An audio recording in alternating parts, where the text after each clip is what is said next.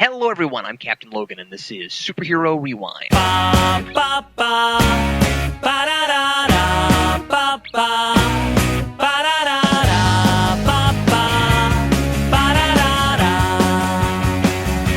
And he's not afraid. When I reviewed the first Spider-Man film, I made the comment that Peter Parker just wasn't proactive enough. I didn't like how he was depicted as often so depressed and brooding compared to the early comic book Peter Parker, who had a lot of the same problems, but even at his most depressed, would be sarcastic and joke his way through his troubles. Mary Jane, too, was too overly dramatic to me. I wanted her to be overconfident rather than having insecurity issues, to take her problems in stride and pretend like they weren't there. Sam Raimi interpreted these characters differently from how I knew them, and so I'm not going to complain that this movie has those same characterizations that I don't like. It's a sequel, and those characters are already established. In fact, Spider-Man 2 takes Peter and Mary Jane's uncertainties and insecurities and addresses them. Both characters' arcs become all about how they deal with the problems, about growing as people, about becoming more proactive. While the first film was a superhero origin story, this one is a coming-of-age story. This movie was critically acclaimed, and some reviewers, like Roger Ebert, went as far as to say it was the best comic book movie ever made, at the time, of course. I think that's because it manages to balance layered characterizations with being a fun summer blockbuster.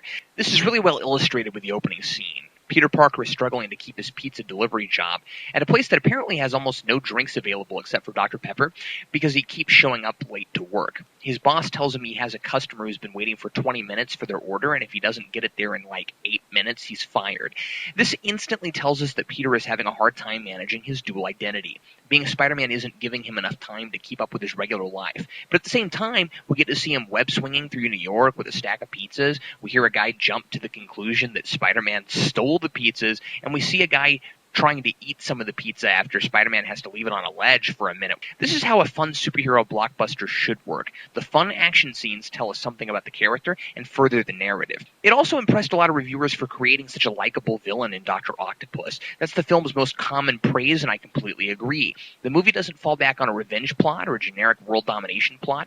It creates the best kind of villain, the one who doesn't think he's a villain, and even better, one who's an extremely likable guy at the beginning. This is a far cry from the two-dimensional, egotistical mad scientist from the comics, who was always a lot of fun but wouldn't have translated as well to the screen as this reimagining.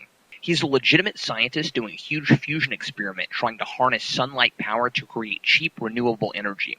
We like him because he has a noble goal in mind. He's not just out for fame and fortune, like his financial backer, Harry Osborn. I'm glad there's a scene about this. Harry tells Otto how he's going to make them both filthy rich, and Otto says it isn't about the money. He's not an overly simplistic character either. Otto Octavius could easily have been a perfect character whose mind is taken over by his robotic arms. Instead, he made a mistake in his calculations. He was overconfident, thinking there was no way he could have made a mistake, no way he could be endangering anyone. Peter warns him that dealing with such a highly unstable substance as tritium, he could be putting the whole city at risk if he makes even the slightest error, and Otto brushes him off, saying he has taken every precaution. Ultimately, his experiment fails and the city is indeed in danger until Spider-Man manages to pull the plug on the experiment.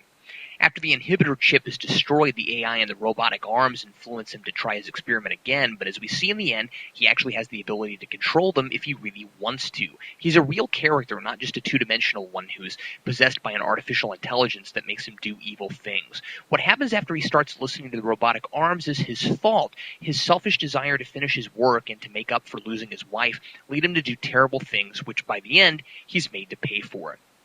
And that's what this movie is really about, sacrifice. It's about what characters want, the choices they make based on what they want, and the risks they take or don't take. There are a lot of messages in this movie, and all are expertly woven together cohesively, but one of the main messages is that, as Peter says to Doc Ock toward the end, sometimes in doing the right thing, we have to give up the thing we want the most, even our dreams. But it's even deeper than that. There are sacrifices and consequences to every pivotal action. Doing the wrong thing has consequences, as each major character discovers throughout the film. But there are also consequences in the form of sacrifices, sometimes to doing the right thing. The question is whether those sacrifices and consequences are worth it. There are 4 principal characters in the movie, and so while Peter is the protagonist and therefore the focal point, each of these characters has a journey that includes choices, risk, and sacrifice. And the movie explores these themes in 4 different ways through these characters. I'll demonstrate by looking at each individually. Peter Parker. In the first movie, he made the wrong choice. He decided not to stop the burglar when he had the chance, and that led to Uncle Ben getting murdered. He's still paying for that choice by being Spider-Man. it really feels like he's atoning for this mistake, rather than just being a superhero because he has the power. But it's interfering with his life. He can't hold a steady job, he can't get to class on time, and he can't be there for his friends. Most important to him, he can't be with Mary Jane, because if his enemies were to find out about her, she'd be in danger. The choice he makes is to quit being Spider-Man. For a while, things get better for him. He's getting good grades again, but something's still off. Every time he hears police sirens or sees a crime in progress, he turns the other cheek and he feels very uncomfortable about it. Finally, there's a great scene where he runs into a burning building to rescue a little girl. It's a genuine rescue. When he gets out, one of the firefighters says, "You have a lot of guts, kid." But then Peter finds out that someone else in the building didn't make it out, someone he could have saved if he was Spider-Man using his powers. It isn't as severe as it was the first time, but this is a similar consequence to what happened in the first movie. Someone paid the price because he hadn't been taking responsibility for his powers. So he learns from his mistakes and becomes Spider-Man again. He meets Mary Jane and tells her he doesn't love her, which is a lie, but he's committed now. He's willing to sacrifice what he wants for the greater good.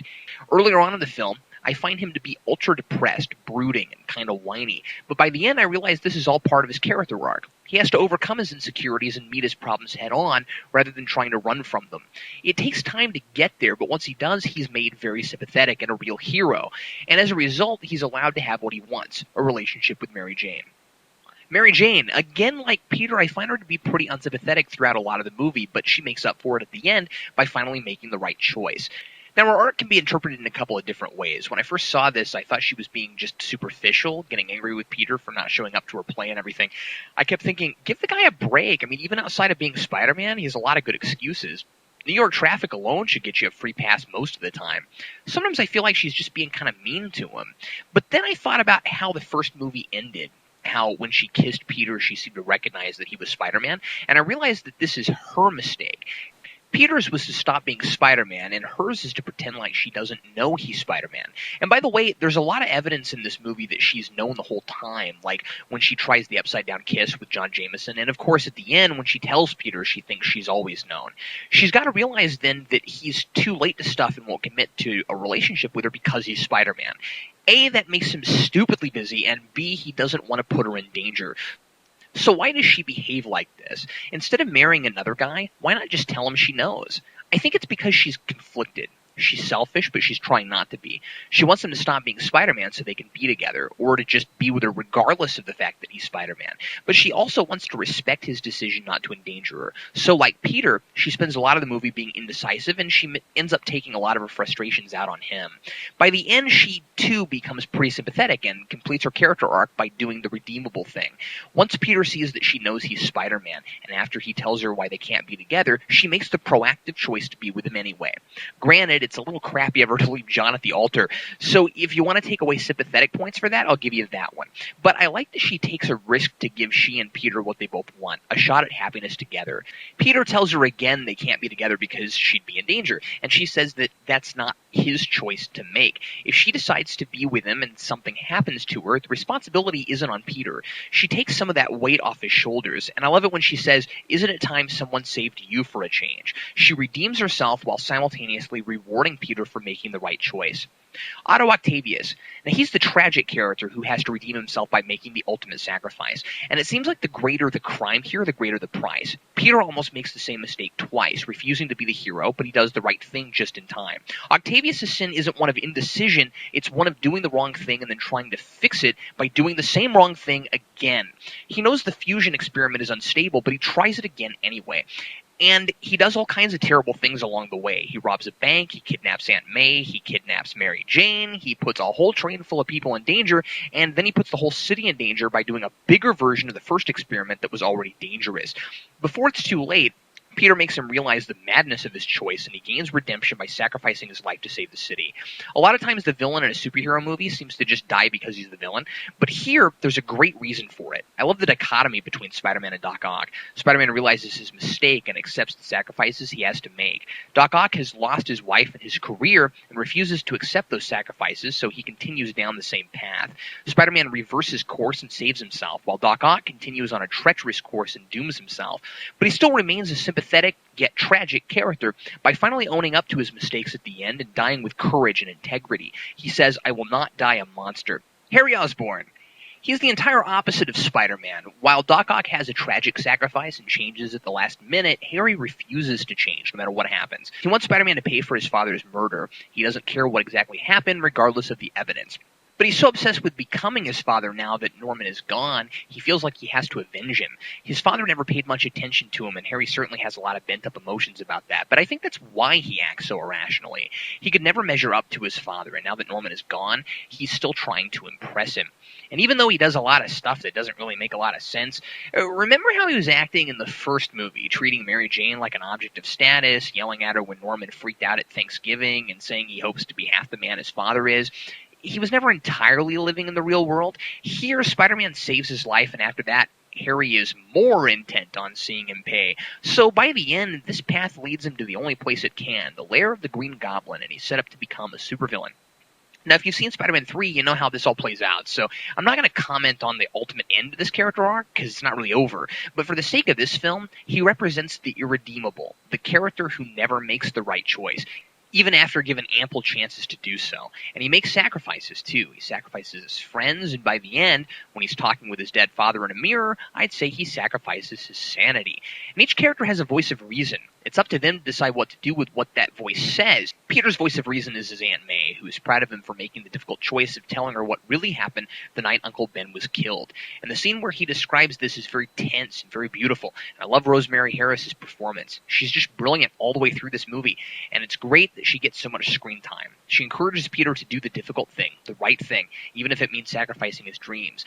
Mary Jane's voice of reason is inadvertently her fiancé John, who gives her all the signs she needs to realize what she ought to be doing. I think it's funny when she shows affection for him and he says it's just the uniform. I think it probably is. Doc Ock's voice of reason is Peter, who reminds him of something he himself said to Peter earlier in the film. You once told me brilliance is a gift to be used for the good of mankind. I like this callback, but there's actually some lazy writing here that I ought to point out. What Otto actually said was, it is a gift, not a privilege. But in this scene, when Peter echoes this line, Otto responds by nodding and adding, it's a privilege. Now that's the opposite of what he said earlier. The idea that being that a privilege is something you can take or leave, to do with as you choose, but a gift is meant to be used for a certain purpose.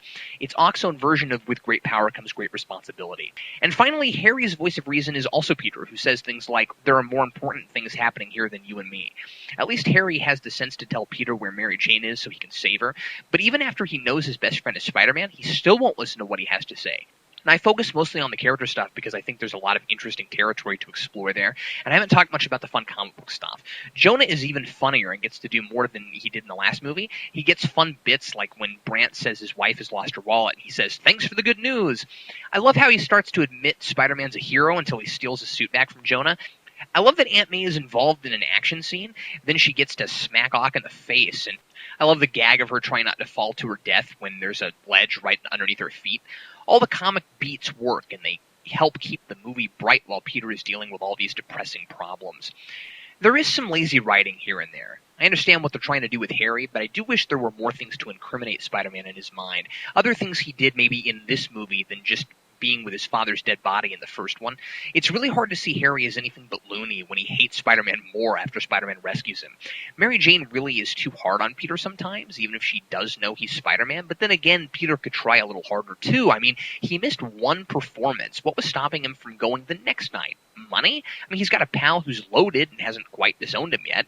I know some fans are polarized on this next point, but I also think there are places where the movie is too violent. The scene where the arms kill all the doctors just doesn't fit to me. And it feels too much like Sam Raimi is overindulging because he misses making horror films. The scene where Spidey stops the train Doc Ock attacks is just violent enough, however. We need to see Ock really exhausting him.